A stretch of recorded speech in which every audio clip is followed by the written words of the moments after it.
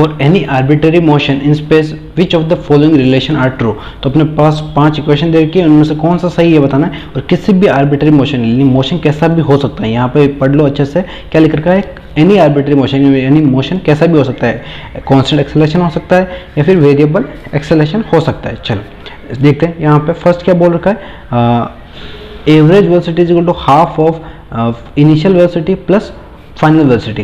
देखो ये कब पॉसिबल होता है, जब एक्सेलरेशन कांस्टेंट होता है। एक्सेलरेशन क्या होता है, कांस्टेंट होता, तब ये सही होता, तब ये क्या होता, सही होता, राइट। लेकिन जब acceleration not equal to constant होता तो ये क्या होता है, गलत होता। तो ये क्या होता है, गलत होता ना। यानी कि तो अब अपने को कोई भी आर्बिट्ररी मोशन है तो एक्सेलरेशन नॉट कांस्टेंट हो सकता है ना, एक्सेलरेशन वेरिएबल हो सकता है। तो ये जो आपका स्टेटमेंट है ये सिर्फ इस कंडीशन के लिए सही है, इस कंडीशन के लिए सही नहीं है, तो ये आपका स्टेटमेंट क्या जाएगा, फॉल्स आ जाएगा। क्योंकि किसी भी मोशन के लिए तो ये सही नहीं है ना, ये पर्टिकुलर मोशन के लिए सही है, इसका मतलब ये क्या है, फॉल्स है। सेकंड देखते हैं, average velocity is equal to change in position vector, change in position upon time, change in time, यही तो फॉर्मूला है। एवरेज वेलोसिटी का फॉर्मूला क्या है, एवरेज वेलोसिटी का फॉर्मूला है change in displacement upon change in time, यही formula है ना। अब ये सबके लिए एप्लीकेबल है, चाहे कांस्टेंट वेलोसिटी हो, चाहे कांस्टेंट एक्सेलरेशन हो, चाहे वेरिएबल एक्सेलरेशन हो, दोनों के लिए सही है, ठीक है। तो ये क्या जाएगा, ये आपका स्टेटमेंट ट्रू होगा।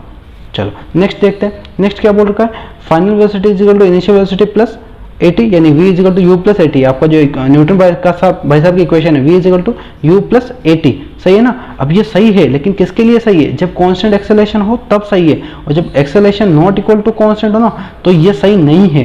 न्यूटन की इक्वेशन कब अप्लाई होती है, जब एक्सेलरेशन कांस्टेंट हो। तो एनी आर्बिट्ररी मोशन के लिए तो सही नहीं है, तो ये फॉल्स आ जाएगा आपका, ठीक है। ये सही है, लेकिन किस कंडीशन के लिए सही है, जब एक्सेलरेशन है ये क्या हो, कांस्टेंट हो, ये क्या हो, कांस्टेंट हो, तब ये सही है, बाकी ये गलत है। ओके नेक्स्ट देखते हैं, न्यूटन भाई साहब की second equation s is equal to u t plus half a t square, और ये आपका इनिशियल पोजीशन, राइट। तो ये भी इक्वेशन कब सही है, जब एक्सेलरेशन क्या हो, कांस्टेंट हो, एक्सेलरेशन कांस्टेंट हो तब ये सही है, और जब acceleration not equal to constant हो तब ये गलत है, तब ये गलत है। यानी कि ये सभी सिचुएशन के लिए सही नहीं, इसलिए ये भी क्या आ जाएगा, फॉल्स आ जाएगा। ओके नेक्स्ट देखते हैं, अब average acceleration is equal to change in velocity upon change in time, ये बिल्कुल सही है। एवरेज एक्सेलरेशन अपन क्या लिख सकते हैं, change in velocity upon change in time, right, यही लिखते हैं ना एवरेज एक्सेलरेशन। ये दोनों कंडीशन के लिए सही है, चाहे एक्सेलरेशन कांस्टेंट हो चाहे एक्सेलरेशन वेरिएबल हो। एवरेज का फॉर्मूला यही रहेगा, यानी ये आपका स्टेटमेंट क्या है, ट्रू है। तो अपना ट्रू कौन कौन सा, एक तो फर्स्ट ए पार्ट ट्रू है और ई पार्ट ट्रू है, बाकी ये तीनों बी सी डी फॉल्स है।